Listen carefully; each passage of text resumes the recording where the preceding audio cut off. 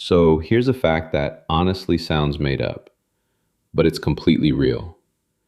The person who runs the single largest Bitcoin fund on planet Earth once sat in a Stanford classroom and co-wrote the actual math for what a crypto coin is worth. Not a tweet, not a hot take, the formula itself. And I already know what you're about to say, so let me just kill it right now. No, this was not BlackRock secretly predicting some coin.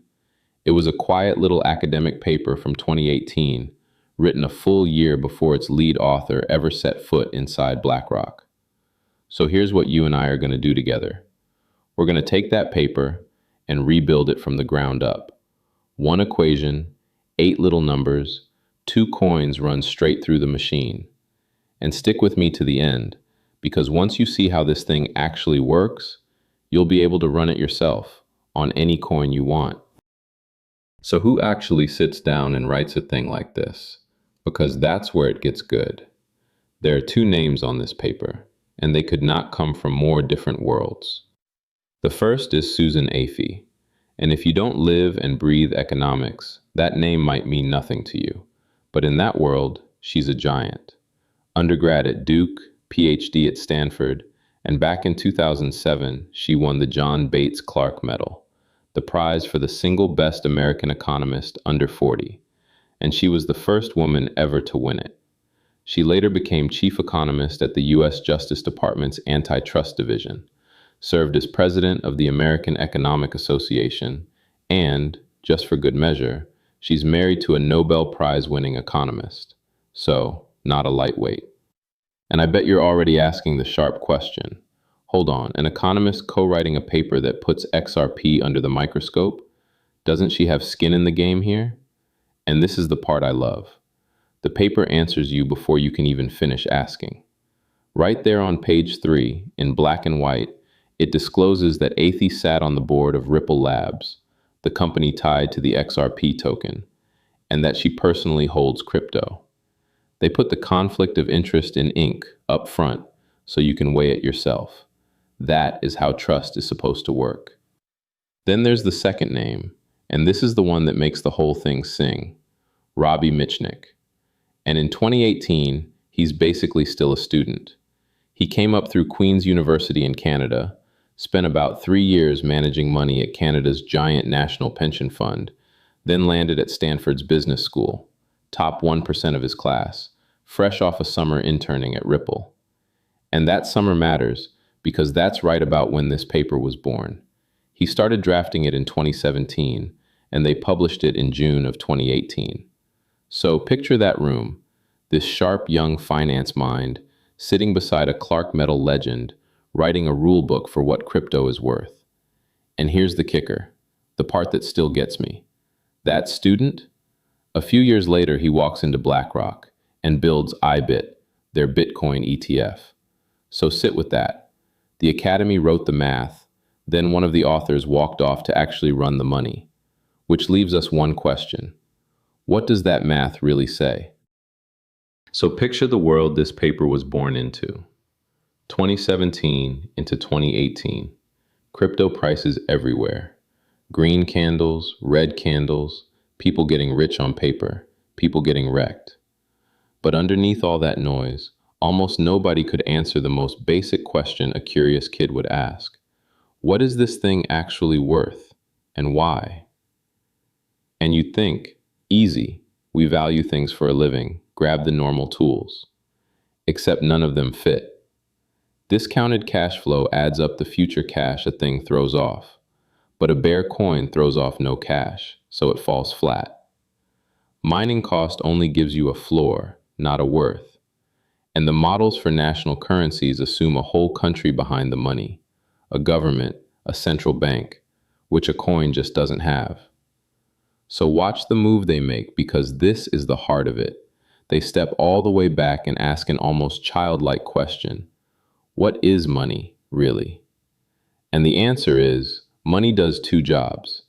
It's something you spend, a medium of exchange, and something you hold on to, a store of value.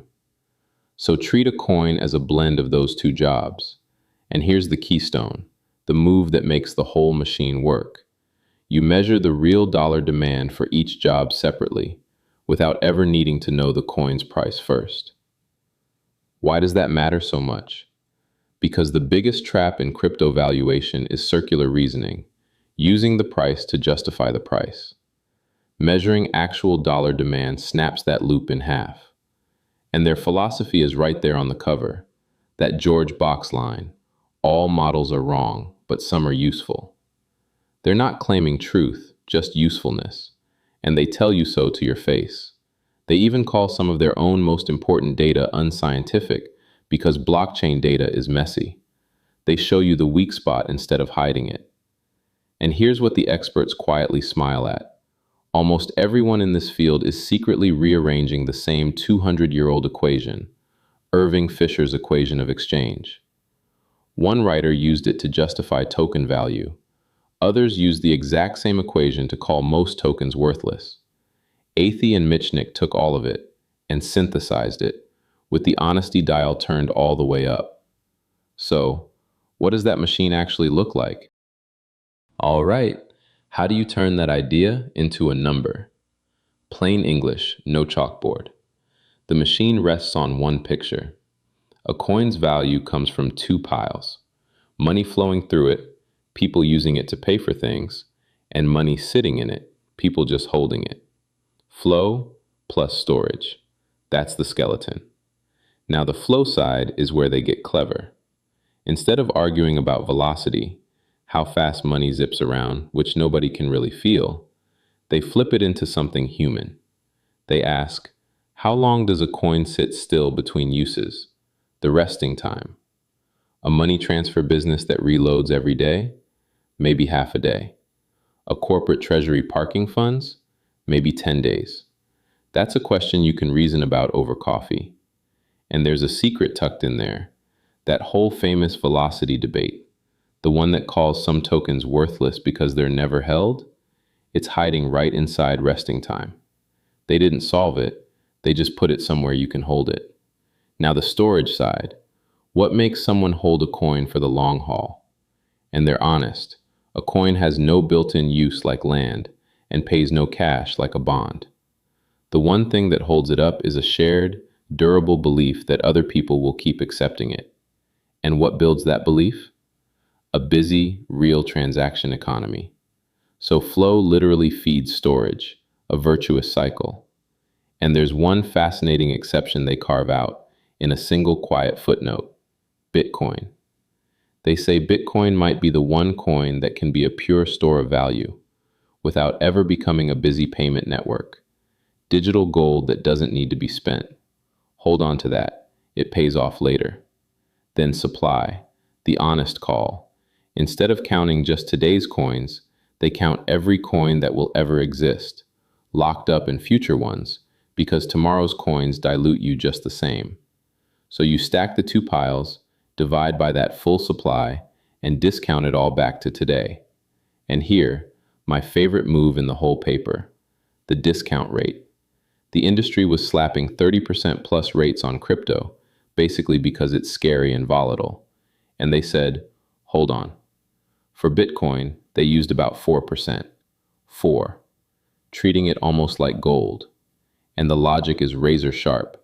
If you've already baked in the odds it goes to zero, then cranking the discount way up on top is just counting that same risk twice. It's double counting fear. And tellingly, in their own footnote, they admit Bitcoin's correlation to the stock market was already a little above zero. They saw the inconvenient data and told you anyway. And when the dust settles, this whole model collapses to 8 little numbers. 8. Each one you can estimate yourself. That's what turns it from a vibe into a method. So let's run it. So they run two coins through the machine, Bitcoin and XRP, exactly the way they did it. The shared method first, then each on its own, soup to nuts. The method is almost beautiful. For each coin, they ask one question. What's it worth if it truly succeeds? Then multiply by the honest odds it gets there, treating failure as basically zero. And the success case isn't a moonshot. It's a deliberately conservative version of winning. Side by side, Bitcoin's odds of success around 30%. XRPs, around 25. Now here's a twist I love, the Bitcoin paradox. The very world where crypto storage demand explodes, where everyone wants to park wealth in crypto, is a world full of successful, competing coins. And that's exactly the world where Bitcoin is most likely to get knocked off its throne. So even inside Bitcoin's own success case, they give it only about a 50-50 shot of also being the one dominant store of value. The thing that makes the pie huge is the same thing that threatens the king. Okay, let's walk Bitcoin through on its own. And hear me, these are the paper's own 2018 outputs, a thought experiment on paper, not a price target, and I'm deliberately not holding them against any market price. First, the flow. They strip out the exchange churn to find the real economic volume moving across Bitcoin and grow it toward 2030. Then the resting time. About 40 days a coin sits between uses.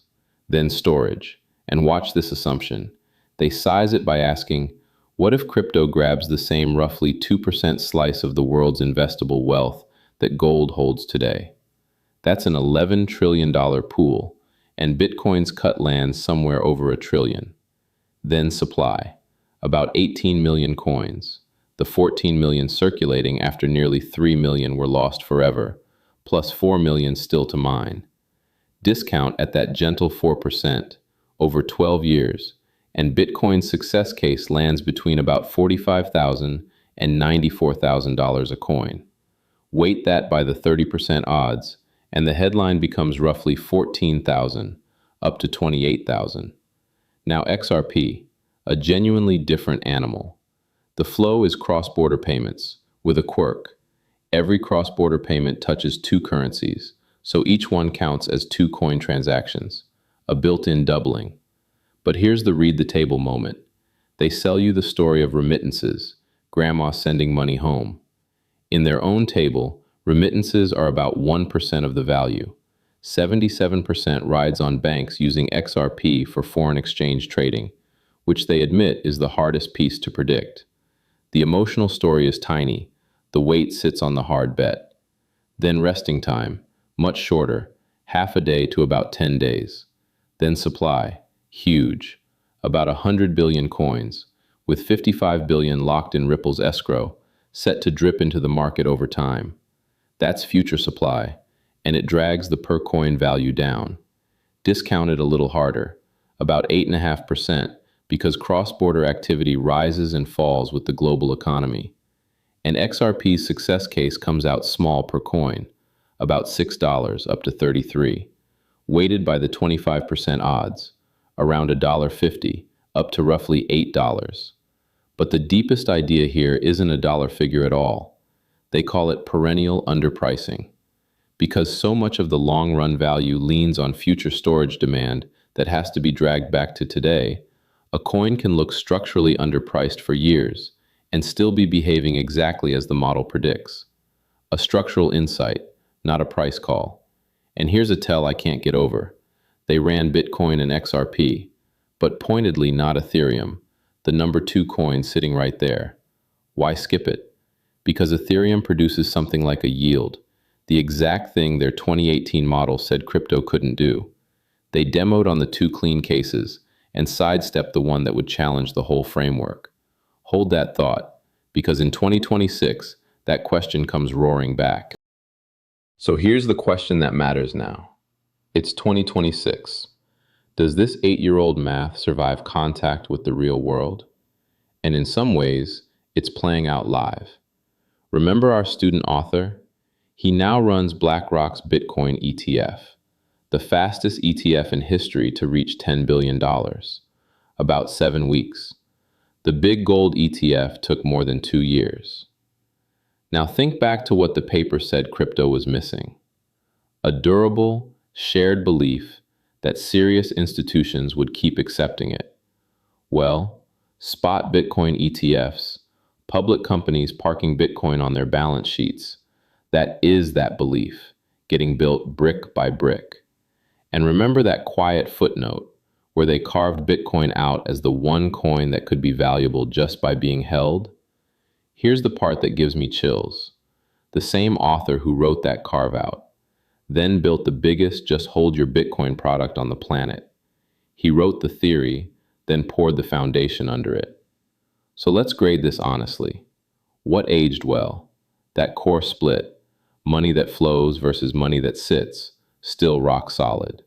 The discount rate logic, counting full future supply, showing your assumptions out loud, all of it held up. And what needs a fresh coat of paint? Back in 2018, they said crypto produces no cash flow, so value it like gold. But by 2026, the asset class quietly split in two. Bitcoin still fits the gold model, but staking now pays a yield, roughly 3 to 4%, with about 29% of all Ethereum staked. Real-world assets are getting tokenized, around $35 billion now, and DeFi throws off real fees. So a whole slice of crypto now does have cash flows, and you'd value that more like a business, with the very tool the paper set aside. The framework wasn't wrong. The asset class grew up and split underneath it. Now the honest reality check, handled fairly, because the paper leaned hard on XRP's cross-border story. How did those bets play out? A Mexican company called Qualix was genuinely the first to use Ripple's XRP product back in 2017. Western Union tried it too, though their CEO said openly it was still too expensive, and they didn't see the savings on a tiny 10-payment test. And MoneyGram took a $50 million investment from Ripple and earned tens of millions in fees, but stated plainly it did not rely on the XRP platform to move customer money, and that partnership wound down in 2021 after the SEC sued Ripple. And the paper itself half called this. It openly admitted most banks were adopting Ripple's software, the part that doesn't even touch the XRP token. They wrote the catch right into their own bullish paper. And here's the thing, none of that breaks the math. If anything, it proves the paper's own point. The success case was always a probability, never a promise. Which leaves the real lesson, the signal worth watching. It was never the price on any given day. It's whether that durable institutional acceptance keeps quietly getting stronger. So if you forget every symbol, every Greek letter, every footnote in this entire paper, just keep this one single sentence. A coin is worth the economy that flows through it, plus the trust that's stored in it, spread across every coin that will ever exist, discounted back to today, and weighted by the honest odds it survives. That is the whole machine, in one breath. And the thing actually worth keeping was never those 2018 dollar figures. It was the reasoning underneath them. The figures age, the reasoning, that part is yours to keep.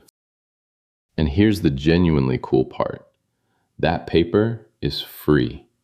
You can download the whole thing right now and read it with this video sitting right beside you as your guide. So go do exactly that. Run those 8 numbers on any coin you're curious about and use it as your own little due diligence checklist. And do me one favor when you read it. Read the footnotes and read the tables, because that's where the real honesty lives. And that's the part almost nobody bothers with. If this rebuilt the way you think about value, even a little, hit subscribe and stick around. I left a full written breakdown linked down in the description. Thanks so much for watching, and I'll catch you in the very next one.